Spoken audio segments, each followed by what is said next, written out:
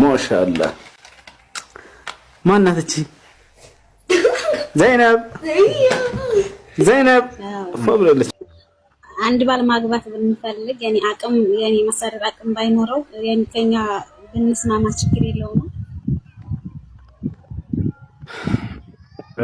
የማስተዳደር አቅሙና ችሎታ ሊኖረው ይገባል። አንድ ሰው ለማግባት ሲፈልግ እንዳይስና ማለት እኔ ማስፈት ፈልግ ላይ እንደዛ እኛ ስለፈለግን ብሎ ሂሳብ የለም። ነገ እናንተን በምን ሊያስተዳድር ነው? ነገ የሆነ ችግር ቢፈጠር ኩርት ፌስታሉን አስይዛችሁ ቢጫ ፌስታሉን ብትሸኙት፣ ትዳር ቢበተንስ፣ ልጅ ወልዳችሁ ብትለያዩስ? ቆይ መረጋጋት ተሸግቶ አንዴ ሪላክስ ይላል ፈረንጅ ሲል ብርሹ ነቢያችን ሰለላሁ ዐለይሂ ወሰለም ሐዲስ ላይ ሲናገሩ ያ ማዕሸረ ሸባብ መን ስተጣዐ ሚንኩሙል ባአተ ፈልየተዘወጅ ወመን ለም የስተጢዕ ፈዐለይሂ ቢሰውም ፈኢነሁ ለሁ ዊጃእ አሉ። እናንተ የወጣት ስብስቦች ወይ ከእናንተ የጋብቻን ጣጣ መቋቋም የሚችል ካለ ያግባ ነው። አያችሁ እሽተረጠ ነቢዩ ሰለላሁ ዐለይሂ ወሰለም ሊዘዋጅ አልቁድራ። ነቢ ሰለላሁ ዐለይሂ ወሰለም ለጋብቻ ችሎታን መስፈርት አደረጉ። አስተዳድሮ መቻል የሚችል መሆን አለበት። እንደዚያ ካልሆነ አይቻልም፣ አይፈቀድም። ምንም አይነት ነገር ማገዝ ግዴታ የለባትም ግዴታ የለባትም። ነገር ግን ፈቃዷ ከሆነ መጨረሻ ላይ ተናግሬያለሁ። እዛው ላይ ሙሉውን አዳምጠው። ሰው ሊያስተዳድር የሚገባው ራሱ ነው። ሚስቱን አቅሙ ሊኖረው ይገባል እንደ እስላም ለማግባት ሲፈልግ። ነገር ግን ከዚያ በኋላ አብሮ እየኖሩ እያለ የሆነ ቢቸገር ብታግዘው ችግር አይኖረው። ወይንም ከመጀመሪያው ራሱ በደንብ ብር ካላት እች ልጅ ራሱ የሚቋቋምበትና የሚያስተዳድርበትን ነገር ከቻለችው በዚህ ትችላለች፣ ችግር የለም። ያ ነገር ግን ምንም ነገር ሳይኖረው ሴት ልጅን ለማግባት መሄድ ይህ በኢስላም የተከለከለ ነው። ነቢያችን ሰለላሁ ዐለይሂ ወሰለም ሐዲስ ላይ ያ ማዕሸረ ሸባብ መን ስተጣዐ ሚንኩሙል ባአተ ፈልየተዘወጅ አሉ። እናንተ የወጣት ስብስቦች ሆይ ከእናንተ የጋብቻን ጣጣ መቋቋም የሚችል ካለ ያግባሉ። ወመን ለም የስተጢዕ ፈዐለይሂ ቢሰውም ያልቻለ ሰው አደራ ጾምን በርሱ ላይ አሉ። አላህ ራሱ በቁርአን ላይ ተናግሯል። وأنكحوا الأيام منكم والصالحين من عبادكم وإمائكم إن يكونوا فقراء يغنيهم الله من فضله والله واسع عليم وليستعفف الذين لا يجدون نكاحا حتى يغنيهم الله من فضله እነዚያ የማግባት አቅም የማያገኙ ሰዎች አላህ ከትሩፋቱ ከጸጋው እስኪያብቃቃቸው ድረስ ይቆጠቡ አለ። ስለዚህ ያ ሰው ራሱን ሲችልና ሚስቱን ማስተዳደር ሲችል ለማግባት ያለበት እንደዚያ ነው። እና ያንን ደግሞ ሴት ልጅ እያስተዳደረች እንድትኖር አናበረታታም። ምክንያቱም ይህ ወንድ ልጅ ወደፊት ሰርቶ እንዳያስተዳድር የማስነፍ ስራ ነው። ማስተዳደር ያለበት ወንድ ልጅ ነው፣ ሴት ልጅ አይደለች። እርሷን ግዴታ አለባት ያንን ግዴታ የለባትም። ግዴታ አይደለም ሌላ ሚስት እንዳይገባ ራሷንም እንዲያስተዳድር ወጪ ማድረግ ግዴታ የለባትም። ልጆቿንም እንዲያስተዳድር የእሷ የማውጣት ግዴታ የለባትም። ሴት ልጅ የፈለገ ሚሊዮነር ብትሆን ለቤት ወጪ 5 ሳንቲም ፍርካሽ ማውጣት ግዴታ የለባትም። እንዳይስላ የፈለጋታም ብትሆን እሱ ምንም ብር ባይኖረውም ተጠግሮ ሄዶ ሰርቶ ሚስቱን የማስተዳደር ኃላፊነት ያለበት እሱ ነው። አላህም በቁርአን ላይ ሲናገር الرجال قوامون على النساء አለ። ባሎች የሚስቶቻቸው አስተዳዳሪዎች ናቸው ብሏል። የማስተዳደር ግዴታ ያለው በእርሱ ላይ ነው። ነቢያችን ሰለላሁ ዐለይሂ ወሰለም ሐዲስ ላይ جاء رجل إلى النبي صلى الله عليه وسلم وقال يا رسول الله هل لزوجاتنا علينا حقا؟ فقال له النبي صلى الله عليه وسلم نعم أن تطعمها إذا طعمت وتكسوها إذا اكتسيت ولا تضرب الوجه ولا تقبح وألا تهجرها إلا في البيت. عند سود نبياتنا صلى الله عليه وسلم قال متانا طيقاتشو أنتو يا الله ملكتنيا هوي لما هو مستوشاتشن بنيا لي مبتالاتشو بلو طيق النبي صلى الله عليه وسلم أو مبتالاتشو قالت ስትበላ ልታበላት አሉት። ስትጠጣ ልታጠጣት፣ ስትለብስ ልታለብሳት አሉት። ይህ ካገባባት ጊዜ ጀምሮ አብረው እስከኖሩበት ዘመን ድረስ ሙሉ በሙሉ ወጪ የሚመለከተው ባልን እንደሆነ ያሳያል። ሊያበላት፣ ሊያጠጣት፣ ሊያለብሳት፣ መጠለያ ሊያደርግላት፣ ስትታመም ሊያሳክማት ሁሉን ወጪ የሚችለው እሱ ነው። ልጆችን ስትወልድ የወጪ ማድረግ ማስተዳደር ኃላፊነት ያለበት እሱ ነው። ቀጥለው ወላ ተድሪበል ወጅህ አሉ። ብትጣሉ እንኳን አደራ ፊቷን እንዳትመታ ብሎ ተናገሩ። አደራ ፊቷን እንደ አስሉ እንደ መሰረቱ ሴት ልጅን መምታት ተገቢ አይደለም። ግን ምናልባት አጥፊ ከሆኑና መክሯት አስመክሯት እምቢ ካለች ከዚያ በኋላ እንደገና አልጋ ላይ አቅሩፏት እሱም መፍትሄ ካልሆነ መጨረሻ ላይ እሷን ሊጎዳት በማይችል ነገር እዚያው አንሶላ ሊሆን ይችላል ጠቅለል አድርጎ፣ ወይ ጥምጣም ነገር ሊሆን ይችላል ጠቅለል አድርጎ፣ ወይንም እንትን ምንድነው ስስ ትራስ ሊሆን ይችላል። በዛ እርሷን ሊጎዳት በማይችል ከዚያ ነገር መቀየሙንና መቆጣቱን ለመግለጽ ወደዛ እንድትመለስ ለማድረግ እንጂ እርሷን ለመጉዳት አይደለም። በዚያ ነገር ነው ያ ነው እንጂ ያንንም ራሱ ስታደርጉ አደራ ፊቷን ተጠንቀቁ አለ ነብዩ ሰለላሁ ዐለይሂ ወሰለም። ወላ ተድሪቡል ወጅህ ወላ ተቀቢህ አሉ። ቀጥሎ ሴቶች ካላቸው ግዴታ መብት በባላቸው ላይ ወላ ተቀቢህ አሉት ነብዩ ሰለላሁ ዐለይሂ ወሰለም። ምን ማለት ነው? እርሷንም ሆነ ከእርሷ የሆነን ማንኛውንም ስራ እንዳታጥላላ አሉት። በምንም ተአምር እርሷን ታስጠያለሽ ማለት ይህን ቃል ራሱ መናገር አይቻልም በኢስላም። የምትሰራውንም ስራ ይሄ ስራሽ ያስጠላል ብሎ መናገርም አይችልም። ቤት ውስጥ በምትሰራው ለማለት ነው። ይወታቸዋል። ምግብ ሰራች፣ ቤት አነጠፈች፣ የሆነ ነገር አደረገች፣ ይሄ ነገር እንደዚህ ብለህ ማጥላላት አይቻልም በኢስላም። ነውር ነው። ይወታች አይሆንም። ምናልባት ጥፋትንና ኃጢአትን አድርጋ ከሆነ ይሄ ጥፋት ኃጢአቱ ይሄ አጸያፊ ነው፣ ከዚህ ነገር ተከልከይ ተቆጠቢ ማለት ይችላል። ነገር ግን ቤት ውስጥ ለምሳሌ ምግብ ሰራች፣ ያ ነገር አንተ ባቀረብከው ልክ ነው እሷም ትሰራለህ። ያን አንተ ይሄ ምግብሽ ያስጠላል ብሎ መናገር በኢስላም አይቻልም፣ ክልክል ነው። ይሄ ራሱ ከዚህ ጀምሮ ማለት ነው። አይደለም እሷን ታስጠያለሽ ብሎ ሊያስነውራት አይፈቅድም። ይሄ በፍጹም ያታል። የሚያስጠላ ነገር ካላት ያንን አንተ የራስህ ነውር ነውና ያ ልክ መስተዋቷ ነው አንተ መሆን ያለብህ። ይሄ ነገር መስተካከል አለበት ብለህ ሌላ በቃ የእሷን ውበቷን ሊጠብቅላት የሚችልን ነገር አንተ ያንን ጥረት ማድረግ እንጂ ያለብህ የሰራቸው ምግብ ላይ ልክ እንደሆነ ነውር ካለ በዚያንን ቀስ ብለህ መምከር እንጂ ያለብህ ያንን አጸያፊ የሆነ ቃል ተናግረህ እሷን ማስቀየምና ልቧን የሚሰብር ነገር መናገር በፍጹም አይቻልም በኢስላም። ነቢያችን ሰለላሁ ዐለይሂ ወሰለም ምግብ ቀርቦላቸው አነውረው አያውቁም። ነቢያችን ሰለላሁ ዐለይሂ ወሰለም ምግብ አነውረው አያውቁም። አቡ ሁረይራ ሲናገር ምን አለ?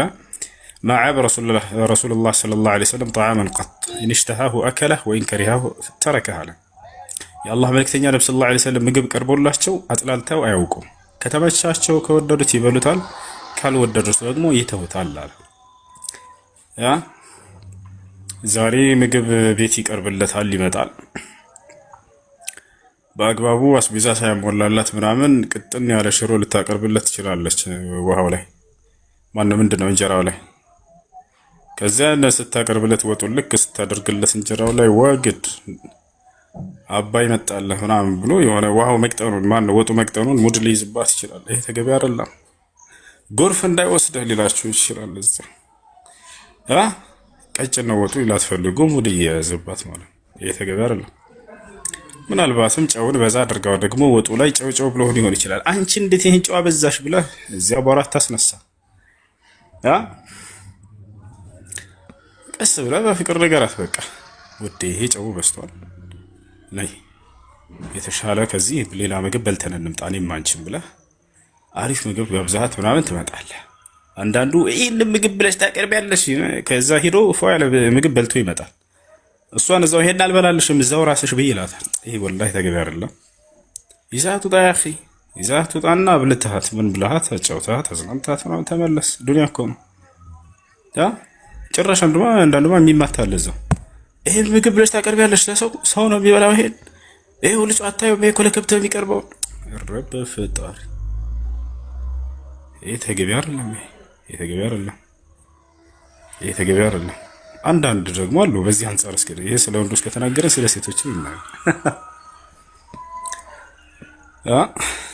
ቀስ ብለህ ሙድ ባለው አነጋገር በቃ ንገራት ስህተቷን። ይወታቸዋል። ለዛ ነው መሆን ያለበት።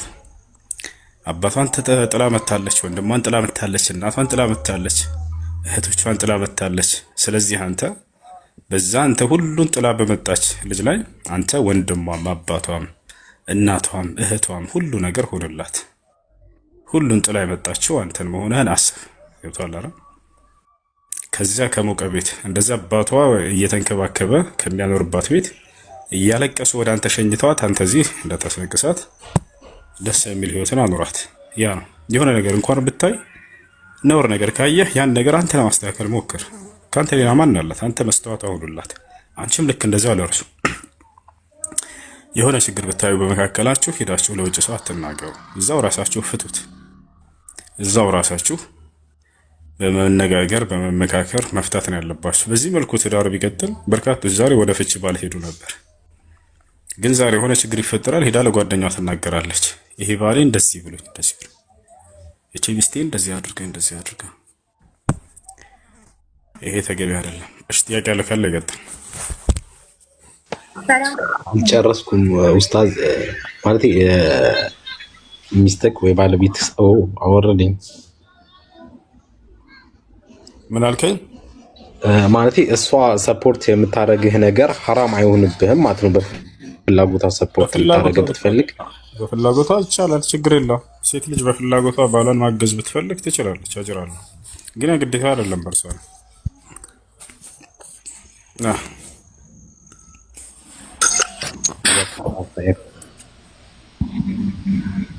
አይሽ ሰላም አለይኩም። እሱ ወልሰላም ወራህመቱላህ። ሁሱ የሆነ ጥያቄ ነበረኝ። በሲራ ላይ የሆነ ጥያቄ ሲጠየቅ ሰምቼ የሆነ ግራ የገባኝ ነገር ነበረ። እንትን ማርያቱል ቂብጥያ የነብያችን ሰለላሁ ዐለይሂ ወሰለም ባለቤት ለመሆኑ ኺላፍ አለው ምናምን የሚል እንትን ሰምቼ ነው። ኢብራሂም ልጃቸው ከሱ አይደል እንዴ ተወለደው? ኢብራሂም ከማርያቱል ቂብጥያ ነው የተወለደው እኮ። ባለቤታቸው ግን አይደለችም ወይም ሚስት ተብላ ከእንደነ አይሻ ምናምን አትጠራም የሚል ሰምቼ ነበር። ኺላፍ አለው? ሚስትነት በሁለት ያኛው ራሱ ከሚስት መካከል ነች እሷ። ያ ማለት አላህ የደነገገው ድንጋጌ ነው። እንደው በኺላፍ እንኳን ብንሄድ ማለት ነው ሚስት ሳትሆን ሰሪያ ሚን ሰራያ አንነቢ ሰለላሁ ዐለይሂ ወሰለም ነች ብለን ብንወስድ እንኳን ከነቢ ሰለላሁ ዐለይሂ ወሰለም ቁባቶች መካከል ነች በሚለው ብንሄድም ይህ አምላክ አላህ ሱብሓነሁ ወተዓላ የደነገገው ድንጋጌ እስከሆነ ድረስ ልክ ሰው ሚስቱ ያልሆነችን ሴት ሂዶ ዝሙትን እንደመገናኘት አይደለም። የራሱ የሆነ አህካም አለው፣ የራሱ የሆነ ሽሩጦች አሉት፣ መስፈርቶች አሉት። አምላክ አላህ ሱብሓነሁ ወተዓላ የፈቀደው የሆነ ነገር ነው። ይህ ከዝሙት ጋር ከሚባለው ነገር አይደለም። ያ ነው ወይንም ሙትዓም እንደሚባለው ነገር አይደለም። የሆነ ጊዜ ጋብቻ አለ አይደል? እንደዛ አይደለም። ነብዩ ሰለላሁ ዐለይሂ ወሰለም ለጊዜው አልነበረም ማርያቱል ቂብጥያ ጋር ህይወትን የኖሩት፣ ነገር ግን እስከ ህይወታቸው ፍጻሜ ድረስ ነው። ያ ነው እና ማርያቱል ቂብጥያ አላህ ሱብሓነሁ ወተዓላ በሁለት መንገድን ትዳርን ደንግጓል። አንደኛ ኒካህ የምናውቀው አለ፣ ሁለተኛ ምልክል የሚል ወይንም ሲሪያ ሳይሆን ሰሪያ ያኔ ቁባት ብለን የምንጠራቸው ማለት ነው። ያ ነው ሁለቱም አላህ ሱብሓነሁ ወተዓላ የደነገገው ነው። እሺ ኢብራሂም አለይሂ ሰላም የነብዩ ሰለላሁ ዐለይሂ ወሰለም ልጅ ነው። ሐዲስ ላይ ቃል በቃል ልጄ ነው ብለው ጠርተውታል። ኢብራሂም ልጃቸው ሐዲስ ላይ ሲናገሩ ኢነላሃ ቀድ ረዘቀኒ ፊ ሃዚሂ ሌይላ ቢወለድ ወሰመይቱሁ ቢስሚ አቢ ኢብራሂም አሉ። እነሆ አምላኬ አላህ በዛሬዋ ሌሊት ወንድ ልጅን ለገሰኝ፣ ስሙንም በአባቴ በኢብራሂም ስም ሰይሜዋለሁ ብለው ተናገሩ። ኢብራሂም አለይሂ ሰላም የነብዩ ሰለላሁ ዐለይሂ ወሰለም አባት ተብሎ ተገልጿል ብዙ ቦታ ላይ እና ያ ነው። ስለዚህ አንዳንድ ዑለሞች ከልክ እንደማናቸው እንደና አይሻ ምናምን ሚስቶች ሚስት ነች ብለው የተናገራሉ። ሌሎች ደግሞ ሰሪያ ነች ቁባት ነች ያሉ አሉ። በሁለቱም መንገድ ቢሆን በኢስላም አምላክ የደነገገው ነው። አምላክ በደነገገው ነገር ላይ ደግሞ ምንም አይነት ወቀሳ የለም። ዝሙት ቢሆን ኖሮ እሱ ነው ወቀሳ። ይሄ ነው። መርሐባ ጀዛከላሁ ኸይር። ሰላም አለይኩም። እሺ አልሰማም? ይሰማል? እሺ ያ እሱ ጥያቄ ምንድን ነው? ጥያቄ አንድ ክርስቲያን ጓደኛ ነበረችኝ እና በተደጋጋሚ ጥያቄ ትጠይቀኝ ነበር። ማለት እኔ ደግሞ መመለስ አልቻልኩም ለሷና አልጠይቅህ ብዬ ነበረ። እሺ እሱም ሙስሊሞች ለምንድን ነው ወደ ካዕባ የሚሰግዱት? ግዴታ ነው ወደ ካዕባ ዙሮ መስገድ? እሺ ሙስሊሞች አንድ ሜት አድርጉት። አላህ ሱብሓነሁ ወተዓላን እንገዛለን። እርሱን ብቻ ነው የምናመልከው የምንገዛው። ቁል ኢኒ ኡሚርቱ አን አዕቡደላህ ይላል። እኔ አላህን እንድገዛ ታዘዝኩ በላቸው ይላል። ለጌታ ለአላህ ሱብሓነሁ ወተዓላ ብቻ ነው የምንሰግደው። ፈሰሊ ሊረቢከ ወንሐር፣ ለእኔ ለጌታ ለአላህ ብቻ ስገድ እያለ ይናገራል። ቁል ኢነ ሰላቲ ወኑሱኪ ወመሕያየ ወመማቲ ሊላሂ ረቢል ዓለሚን ይላል። ላ ሸሪከ ለህ ወቢዛሊከ ኡሚርቱ ወአነ አወሉል ሙስሊሚን። ሙሐመድ ሆይ ስግደቴም መስዋዕቴም ህይወቴም ሞቴም ለዓለማቱ ጌታ ለአላህ ብቻ ነው በላቸው፣ ለእርሱም በዚህ ላይ አጋር የለውም በላቸው እያለ ይናገራል። ይህ ከታወቀ ሰላም አለይኩም። እሱ ወአለይኩም ሰላም ወራህመቱላህ። እሺ ዘካተል ፍጥር ማለት ነው እዚህ መዳን ቤት እያለን ማለት ነው። እሺ እንትን በእነሱ ነው የሚወጀበው ወይም በእኛ ነው ማለት እንዳወጡልኝ አሁን አላውቅም። አቅሙ ካላችሁ እናንተ ራሳችሁ ታወጣላችሁ፣ ከሌላችሁ ወይንም ደግሞ እኛ እናውጣላችሁ ካሉ ችግር የለውም። የሚያሰራቸው ሰው ከስሩ ላሉት ሰዎች ያወጣለሁኝ ካለ ይቻላል።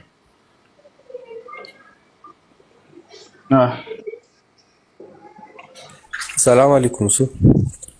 ሰላም ወራህመቱላህ። ጥያቄ ነበረኝ። ኮንትሮባንድ መስራት በእስልምና እንዴት ይታያል? ዘካም እያወጣን ግብርም የከፈልን ቀረጥም መክፈል እንዴት ነው በእስልምና ይታያል? ሀገሪቱ ሕግና ስርዓት የማይፈቅደው ነገር ከሆነ ያን ነገር መስራት አይቻልም። የሀገሪቱ ሕግና ስርዓት የማይፈቅደው ከሆነ ያን ስራ መስራት አይቻልም። እሺ ሰላም አለይኩም። ወአለይኩም ሰላም ወራህመቱላሂ ወበረካቱ።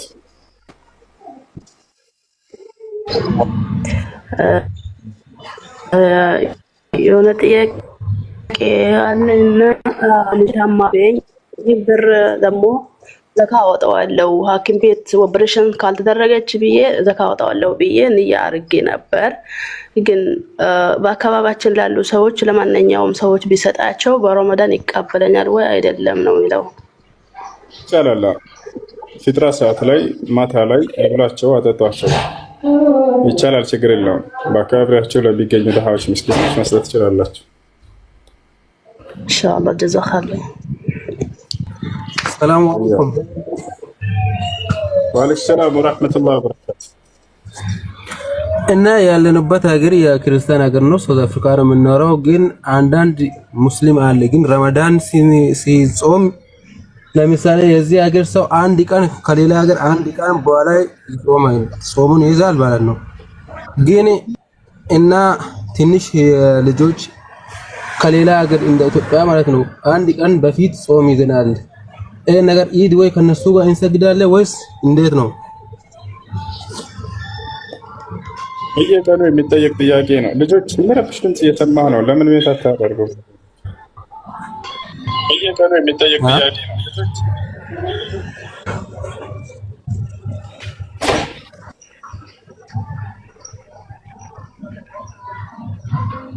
የሚረብሽ ድምጽ አለ። አድሚኖች ሚዩት አድርጉ። አድሚኖች እባካችሁ አንዳንድ አምጦች አንድ ሰው ገብቶ የሚረብሽ ቦታ ከሆነ ቶሎ ብላችሁ ሚዩት አድርጉት። የሚረብሽ ድምጽ እንትን አለለም ወታቻለም ይረብሻል። አንደኛ፣ ሁለተኛ ሌሎቻችሁ ገብታችሁ ከሆነ ጥያቄ ካላችሁ ጠይቁ፣ ከሌላችሁ አትላኩ። ገብታችሁ ቁጥሩ ማለት ከሆነ ሰላም አለይኩም። እሱ እያወራ ከሆነ ታዲያ ነገር እሺ። ለማንኛውም ይሄ ጥያቄ በተደጋጋሚ የሚጠይቅ ጥያቄ ነው። ብዙ ጊዜ በየቀኑ ይጠየቃል። ጾምን አያያዝን በተመለከተ ማለት ነው። የሀገራችሁ ነቢያችን ሰለላሁ ዐለይሂ ወሰለም ሱሙ ሊሩእየቲሂ ወአፍጢሩ ሊሩእየቲሂ አሉ። ረመዳን መግባቱን የሚያረጋግጥ ጨረቃ ስታዩ ጊዜ ዛኔ ጾሙ። ልክ እንዲሁ ደግሞ የረመዳን ጨረቃ ማለቁን የሚያረጋግጥ ጨረቃ እንደገና የሸዋልን ጨረቃ በምታዩ ጊዜ አፍጥሩ ብሎ ተናገሩ። በሀገራችሁ ሙስሊሞች ጨረቃ ማየቻ መሳሪያ ካላቸውና ይሄን ነገር አይተው ካወጁ ካረጋገጡ ረመዳን መግባቱን የዛኔ ትጾማላችሁ። ያ መሳሪያ ከሌላቸው ደግሞ ከእናንተ ሀገር ጋር ተስማሚ የሆነ ሰዓት ያላት የሙስሊም ሀገር የጨረቃ ማየቻ መሳሪያ ያላት አይታ ካረጋገጠች በዛች ትይዛላችሁ። ስለዚህ በዚያ መሰረት ነው የምትጾሙት። ገብታችኋል? የጨረቃ አገልግሎት በኢስላም ይህ ነው። ጊዜ መቁጠሪያ ብቻ እንጂ ሌላ አይደለችም። አላህ በቁርአን ላይ ሲናገር የስአሉነከ ዐኒል አሂላ፣ ሙሐመድ ሆይ ሰዎች ስለ ጨረቃ አገልግሎት ይጠይቁሃል።